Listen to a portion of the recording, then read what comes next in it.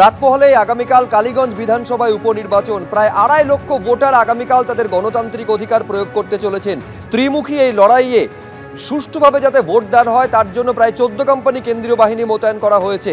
কি রকম ব্যস্ততা, কতটা প্রস্তুতি তুঙ্গে, ছবিটা জানবো। সরাসরি কালীগঞ্জে আপনাদের নিয়ে যাব। আমাদের প্রতিনিধি অর্ণব মুখোপাধ্যায় রয়েছেন। অর্ণব, দেখো, এই মুহূর্তে আমরা রয়েছি পানিঘাটা উমাদাস মেমোরিয়াল হাই স্কুলের সামনে রয়েছি। তার কারণ এখানেই হচ্ছে এই যে কালীগঞ্জ বাই ইলেকশন বা এই যে উপনির্বাচন হচ্ছে তার ডিসিআরসি, সেটা কিন্তু এখানে করা হয়েছে এবং এটাই পরবর্তী সময় এখানে গণনাও কিন্তু এখানে হবে।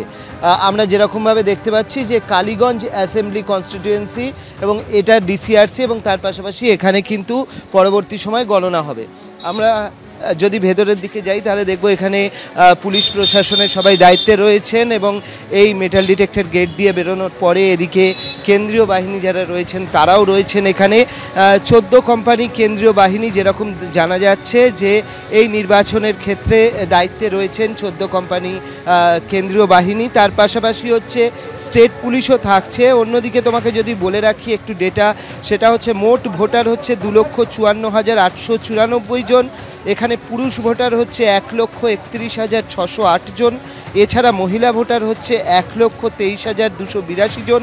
আর তৃতীয় লিঙ্গের ভোটারও রয়েছেন 4 জন। 162টি ভোট গ্রহণ কেন্দ্র রয়েছে এবং 309টি যে বুথ, সেই বুথে ভোট গ্রহণ হবে। ইতিমধ্যেই সবাই রওনা দিয়েছেন। মহিলা পরিচালিত বুথ রয়েছে, তা বাদ দিয়ে হচ্ছে এমনি বুথ রয়েছে এবং এখানে আমরা দেখতে পাচ্ছি যে রিজার্ভেও যারা রয়েছেন তারাও কিন্তু এখানে রয়েছেন এবং তারা রিজার্ভের জন্য বসে রয়েছেন।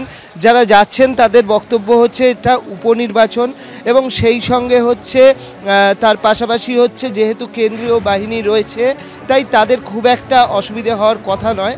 এখানে যারা রিজার্ভে রয়েছে তাদের সঙ্গে আমরা একটু কথা বলার চেষ্টা করব।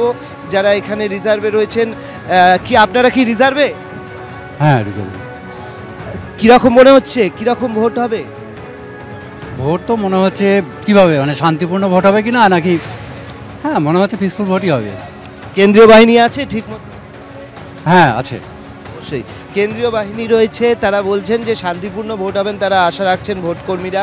রিজার্ভে রয়েছে আর যারা যাওয়ার তারা হচ্ছে যে পুরো টিম নিয়ে কিন্তু ইতিমধ্যেই ভোট কেন্দ্রের উদ্দেশ্যে রওনা দিয়েছেন। ধন্যবাদ অর্ণব।